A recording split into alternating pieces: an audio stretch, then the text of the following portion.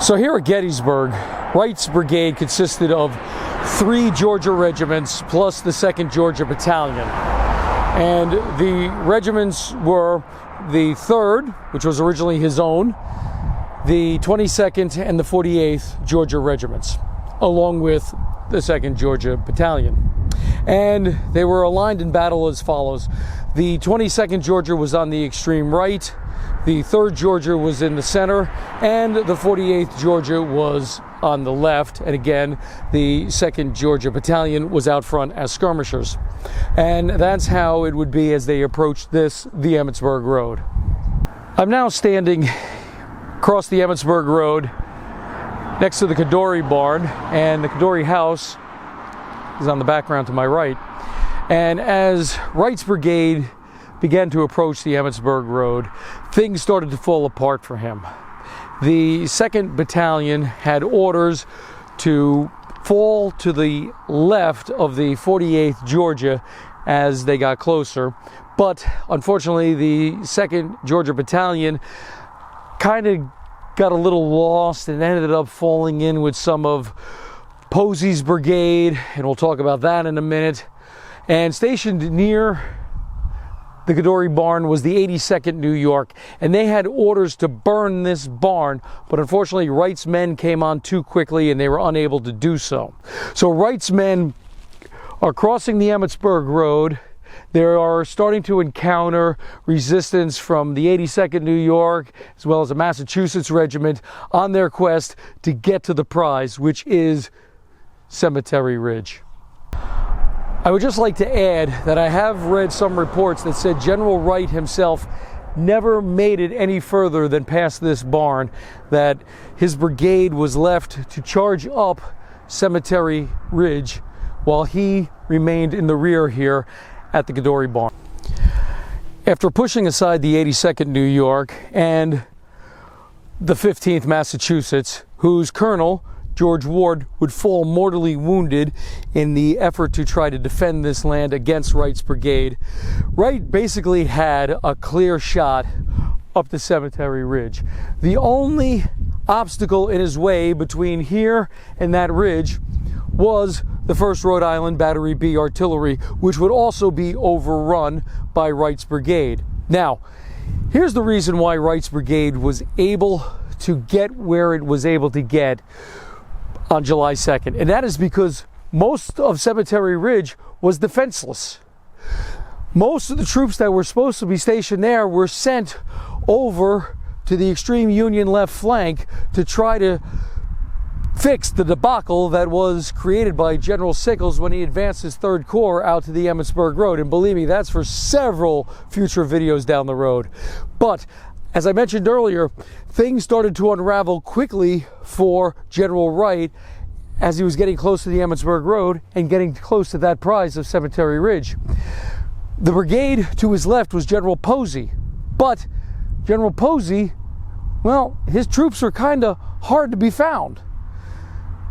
And Wright even sent orders to General Anderson to try to get Posey to move, to advance.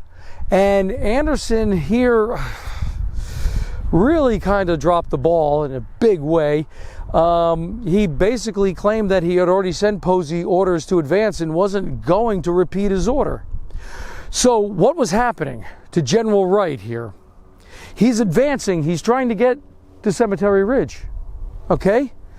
He looks to his left for General Posey, but they're not really advancing too much. And when he looks to his right, he's seeing the brigades to his right. General Perry, commanded by Colonel Lang, and the other brigade, Wilcox Brigade, falling back. And he can't understand why. As Wright's brigade was nearing its goal, the prize, the crest of Cemetery Ridge, he looked to his right and saw that his supports were falling back. At first he didn't know why, but the answer could be summed up with just one regiment, the 1st Minnesota. Under orders to try to plug the hole in the Union line, 1st Minnesota received orders to attack, to charge the Confederates that were in the woods just a few hundred yards in front of them. 262 Minnesotans charged into these woods and stopped the two brigades of Anderson's division that was on Wright's right flank.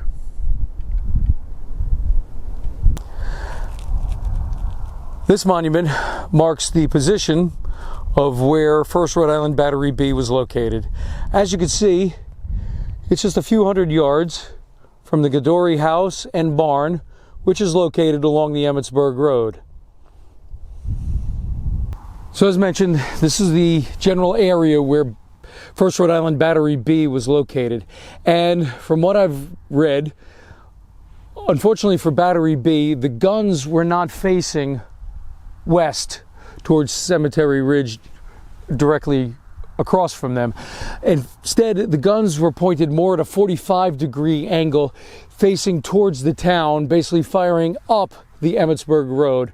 Now, they did do some skirmishing with some of Posey's men that did advance as far as the wooden fence along the Emmitsburg Road, but that's really as far as Posey's men got. With Perry's men retreating, Wilcox really was all alone here when he attacked Cemetery Ridge. So in many ways, we got to give a lot of credit to Wright's men for making it as far as they did, just one brigade, virtually unsupported. Well, I'm back here at Wright's brigade marker on the west slope of Cemetery Ridge. Been a few months since the last time I was here, and I'm glad to see it's cleaned up a little bit and that somebody recently put the first national flag of the Confederacy in front of it. Well, as I said, I'm on the west slope of Cemetery Ridge and not too far from the crest of it. And the question remains, did Wright's men break through the Union line and get to the eastern slope of Cemetery Ridge before being repulsed?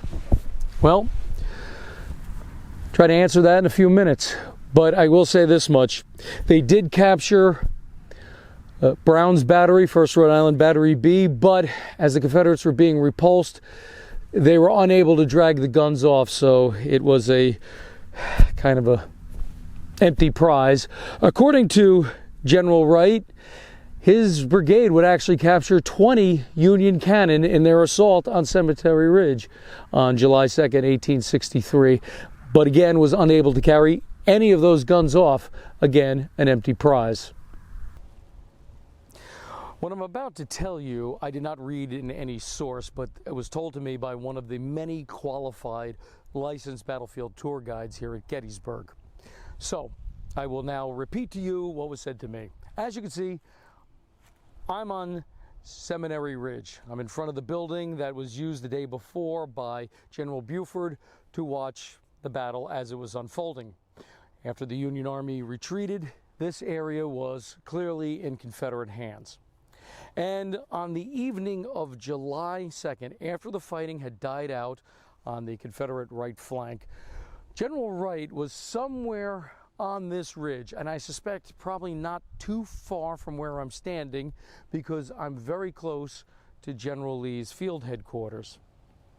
And on the evening of July 2nd, General Wright was talking with some Southern reporters who had followed the Army north, and he was bragging that his brigade broke through the Union lines on Cemetery Ridge.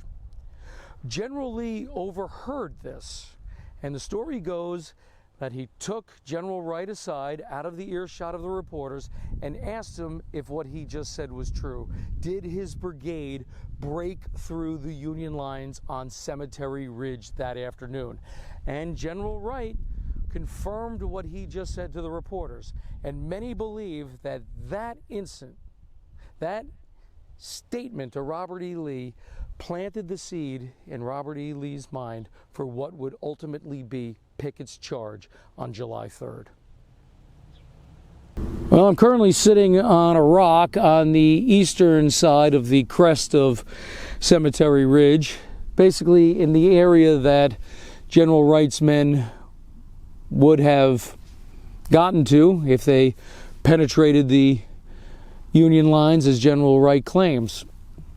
Again, General Wright, from all I can understand, was back at the Dory barn and not in this area. And, you know, you got to realize that if General Wright's men even made it to the crest of Cemetery Ridge, they did a heck of a lot of fighting. According to General Wright, his casualty figures, and this is total for the killed, wounded, prisoners, and for those ever listed among the missing, he put his figures at 688 men. And while we understand what happened to his supports on his right, it's really still a mystery as to what happened to his supports on his left. General Posey really didn't advance his brigade any further than the Bliss Farm, which is no longer on the battlefield because it was deliberately burned by the Yankee Army on July 3rd. And General Mahomes really never advanced off of Seminary Ridge at all. And unfortunately, A.P. Hill's after-action report is silent as to what Posey did on July 2nd. But I will say this much. If the Wright's Brigade's men did make it even to the crest, let alone to the eastern slope of Cemetery Ridge, I believe one thing is certain. Wright's ego really doomed thousands of Confederates the next day. If what he said to Robert E. Lee is true, and thus put the seed in Robert E. Lee's mind that if one brigade can make it this far, imagine what 11 brigades could do. Did Wright's men break through and make it to the eastern side of Cemetery Ridge? Well, I have my opinion, but that's not nearly as important as your opinion. What do you think? Leave a comment below. There's no right answer, there's no wrong answer, because, well, we just don't have enough information at our fingertips to answer that question. But I'd love to know what you think. For Civil War Reports, I am your War of the Rebellion reporter, Brian Thomas Kopak. Until next time, thank you. And if you'd like to read up more on this topic, the main sources I used to bring this episode to you were Gettysburg by Stephen W. Sears, Gettysburg, A Testing of Courage by Noah Andre Trudeau, Gettysburg, The Second Day by Harry W. Fans, The Gettysburg Campaign, A Study in Command by Edwin B. Coddington, as well as 3 after-action reports found in the official records of the War of the Rebellion. And the 3 after-action reports I used were those of General Ambrose Wright, General Anderson, and General A.P. Hill.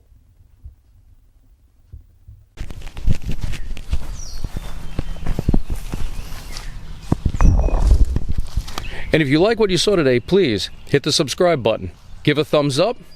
Also, notify your friends. Let them know about this channel and ask them to subscribe as well. If you like, you may leave a question or a comment below, and perhaps I will answer your question in a future episode of Civil War Reports. Until next time, please keep the history alive.